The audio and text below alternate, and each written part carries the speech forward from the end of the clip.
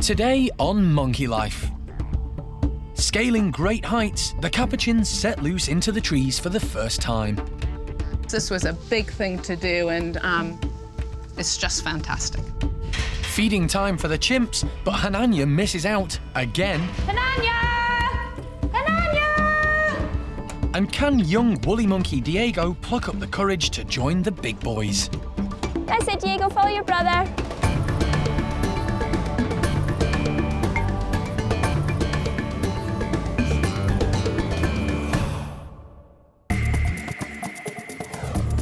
This is Monkey World in Dorset.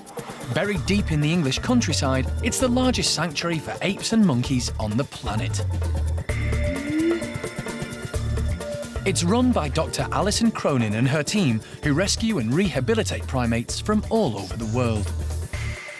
Smells a bit macaque in there, but yeah, we're good. It's a big day for the park. For the last 5 months, workers and primate care staff have been busy building a new male capuchin enclosure, and it's finally finished. 88 capuchins were rescued from a laboratory in Chile in 2008 in a mammoth operation involving the Chilean Air Force. When they arrived at the park, there was enough space for the girls to have an outside enclosure.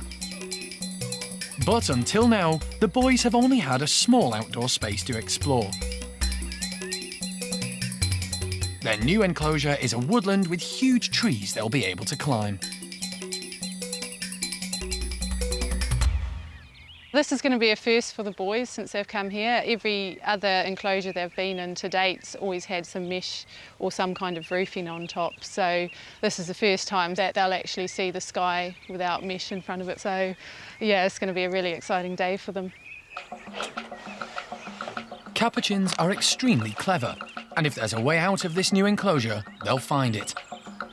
So the staff have decided to let them out in stages, starting with the older ones. Winslow is the first to test the water, but is rather cautious. Unlike Reg, who seems to have no fear.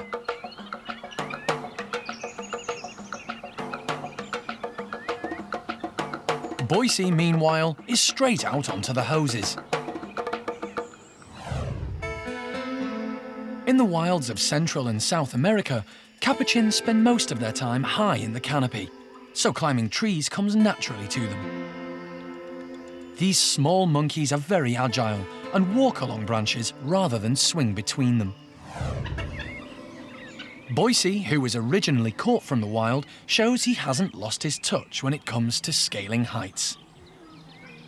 Oh, wow. Do you know how to get down, mate? However, the capuchins who were born in the lab aren't so confident. Norman hasn't had the chance to climb trees before and prefers to stay on the mesh. Although he does seem to have made a new friend, even if it is his own reflection. Gorillon confidently tackles the swing bridges. Capuchins are very dexterous, so grasping onto log steps like this is no problem.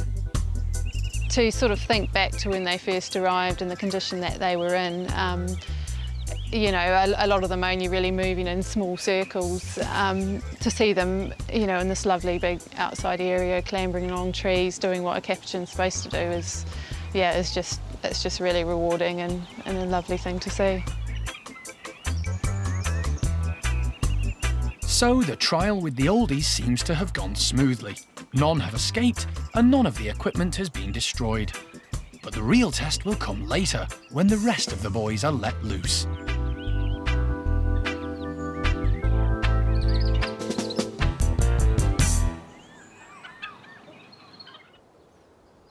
All the primates at the park are fed first thing in the morning. This gives the staff a chance to clean their bedrooms and encourages the monkeys and apes to get some exercise and fresh air. The chimps always look forward to breakfast.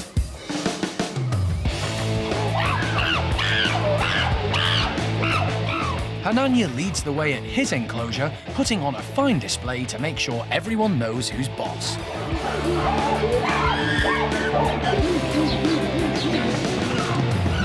As alpha male, Hananya's role is to protect his group and stamp on any troublemakers. He's quite a young leader, so still needs to throw his weight around.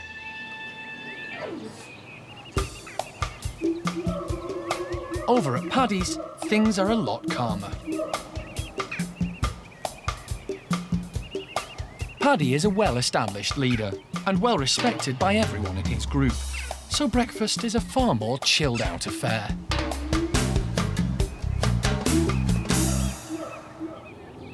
Because Hananya has spent so long displaying, he's missed out on all the food. Again. As the dominant male, he needs to keep up his strength, so along with some of the lower rankers, he's given extra feeds. I'm just making up the supplementary drink that we give to certain individuals within the group. It's basically packed with loads of calories. We do like to give it to Hananya just because he does spend a lot of the time displaying within the group. He's using a lot of adrenaline and he's running around. We also like to keep him looking nice and buff. So yeah, we give him this every other day. We put 2 scoops of multi-milk powder, which is used to feed up piglets, so it's full of calories and it's got lots of vitamins and stuff in it. Lots of protein, a couple of bananas and a couple of tablespoons of peanut butter. This is full of nutrients as well as calories. They really, really like the taste of it as well. I don't know, I might like it too. In chimp society, there's a strict hierarchy. High-ranking members of the group always have priority over the low rankers. So when it comes to food, some of the less dominant chimps can miss out. The staff have to be careful how they deal with this, so they operate what's known as cooperative feeding. In order to give a low ranker the extra food they need, they have to get permission from a high ranker first. They do this by offering them an extra treat too.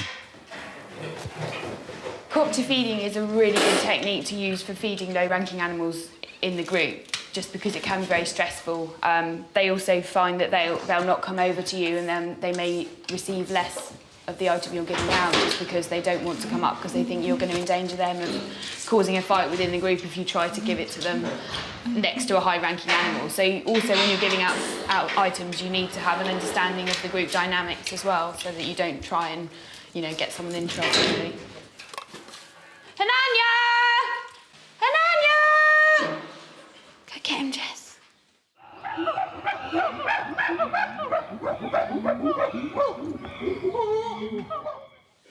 Here he is.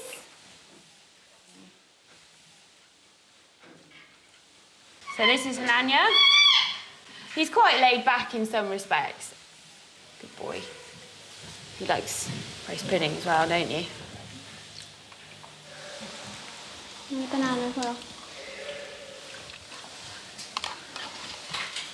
A little bit. So Simon's quite low ranking.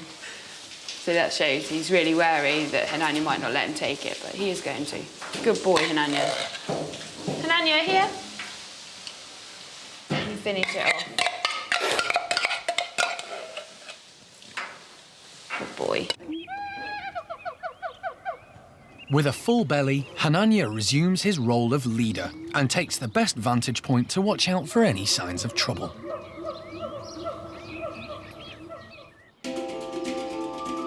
The chimps aren't the only ones given nutritional supplements. The staff are keen to make sure everyone has a balanced diet, including the golden-cheeked gibbons. These are what we call vitamin balls, which are basically oats, but it actually consists of a little bit of juice or yoghurt, which has actually got their vitamins, extra supplements, cod liver oil, evening primrose and vitamin C. With Zoey, we've actually also given her some pronatal, because we believe she's heavily pregnant, so that's obviously an extra supplement for when she actually decides to give birth. Zoey has been at the park since 2000. She was brought from Taiwan, where she'd been kept illegally as a pet after being taken from the wild. This will be her second baby with dad Jake. Their daughter Kim is 3 years old. It's very difficult to actually assess as to how far the pregnancy is. And with the pregnancy test, they're not always accurate. So it's generally down to the keepers or the primate care staff, really, to wait and see what indications there are.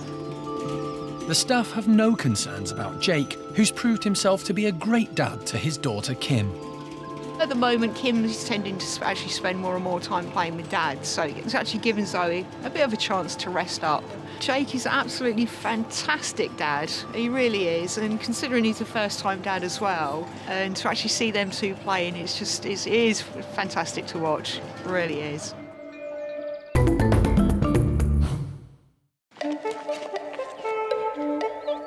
At the new Capuchin enclosure, the younger boys can't wait to get out and explore their new playground. Some of the more senior guys, including the oldest, Gorillon, were released first to test the new equipment and make sure there were no escape routes. We've done the release for these boys in stages purely because, one, we weren't sure how the fence was going to hold up, so we didn't initially want to let out any of the young guys that might test it. The overhang at the top of the fence has been specially designed to make sure the monkeys can't climb over. With all the older capuchins accounted for, the staff have decided it's safe to go ahead with the big release. I'm quite keen to get back that way.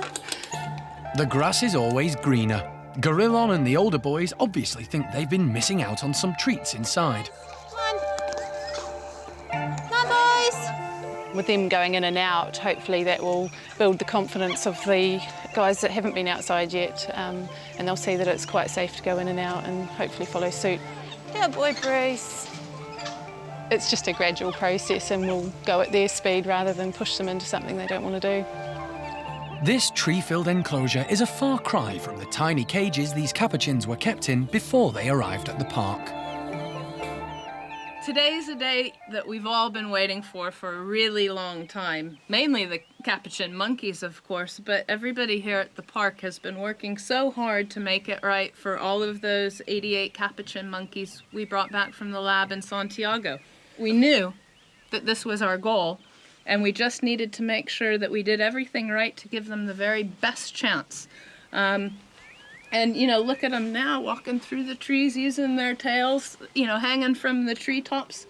And it only goes to show it doesn't matter what conditions you come from, no matter how traumatic and how tragic your background is, whether you're from the pet trade, whether you were wild caught and stuck in a lab, if you were born in a lab and have never seen the light of day, all of the natural instincts are there if you're given the right environment and the right encouragement. And this was a big thing to do, and it's just fantastic. A couple of the boys didn't come from the lab in Chile. Gizmo was rescued by the Monkey World team from Ipswich when they discovered he was being kept in a small garden shed with no heating on his own. He's been here since 2004, but still has problems interacting with the others.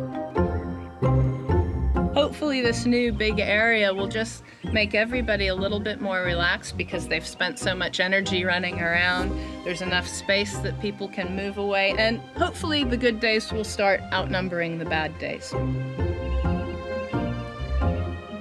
Almost all of the guys who are venturing out into the middle of the enclosure and scaling the trees and going up high are all of the older boys, and when you look at their records, they're all of the boys that were wild caught.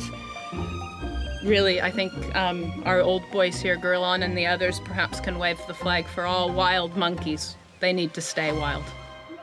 So the enclosure's a success, and there's been no great escape today. The fences seem to be capuchin-proof. But the staff will have to keep their eyes peeled because these clever little monkeys could always decide to tunnel their way out instead.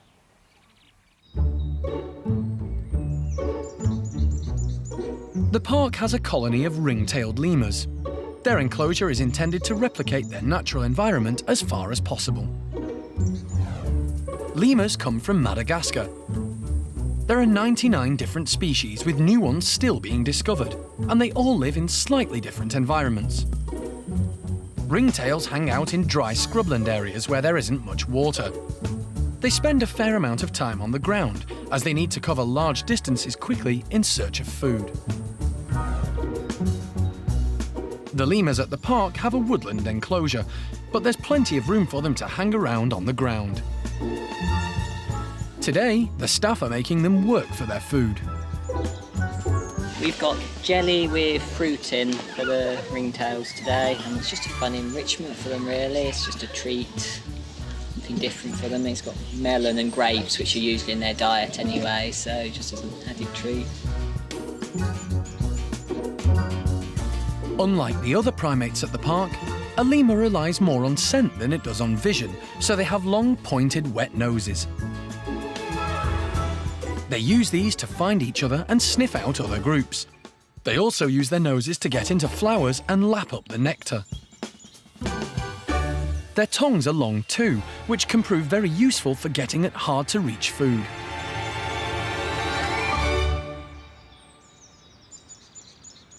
But one lemur who needs a helping hand is elderly George, who's always had a problem with his weight and now has arthritis. Because George isn't as mobile or agile as anyone else, and this is fairly George-friendly, really. George is probably the oldest lemur here. He's estimated to be about 25 years old, so we won't be hanging it from a tree for him. We'll just put it in a cup where he can sort of work it out.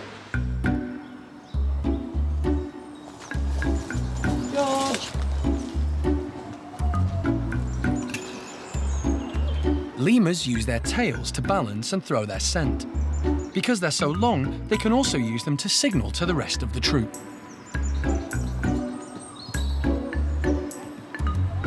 This is Blue. She's our lone rough lemur. Quite an old lady now. She's estimated to be about 24. Let's see what she makes of it. And help herself. This is the feeding style of the rough lemurs. They like to sort of suspend themselves to feed, which is why with Blue we do try and put a lot of her food in baskets around the outside and the inside enclosure to try and get her to feed naturally. Not long enough, Blue.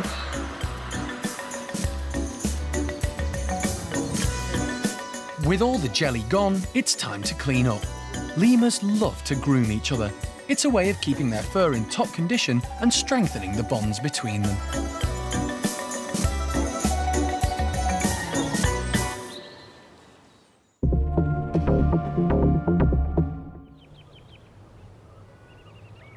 For the last year, Lavar's troop of woolly monkeys have only had use of their woodland enclosure. Their other outdoor space has been out of bounds to them because it was too dangerous for one of the youngest members of the group, baby Diego. But today, they're being let back in. For the past year or so, since Diego's been in the house, we've only given them this outside area, but Diego's a bit bigger now, and we feel he's ready to explore the rest of the enclosure. Diego was hand-reared because his mum, Kuna, wouldn't let him suckle. When he returned to the group, he integrated well, but had no one to watch over him. Normally, a mother and baby would stick together for at least 18 months. The woolly's second enclosure is more exposed than their woodland area, so without a mum to cling to, Diego would have been a sitting target for birds of prey. The group have no problems remembering where to go. Come on then, good boy. That's it, Diego, follow your brother. Come on then. But Diego is a little daunted. Good boy, Julio. Diego, I think his bravery's deserted him slightly. He made it about a third of the way down the tunnel before he turned back. So we'll just keep trying and hopefully we'll be able to tempt him out. Diego! Come on then! Good boy! Diego, come on! He finally plucks up the courage to join the others. And there he goes! He's in the outside enclosure!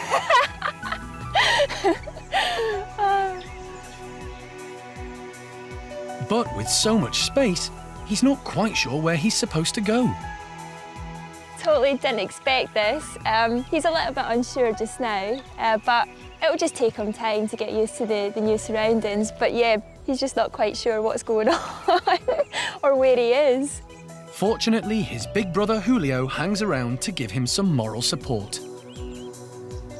Hi, are you all right? Just a little bit shocking, isn't it?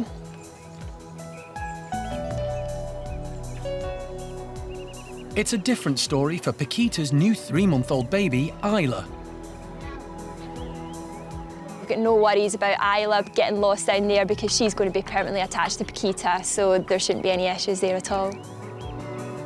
Paquita is proving to be a great mum this time and never lets Isla out of her sight. There's even a rare appearance from the oldest woolly monkey. Susie came down as well to make sure that Diego went off into the big wide world nice and safely. And as far as anyone in the park can remember, the last time Susie did that was on Julio's first day down in that enclosure. So she seems to be carrying on a bit of a tradition there. For Diego, it seems that's enough excitement for one day. But he's proved he's one of the big boys now.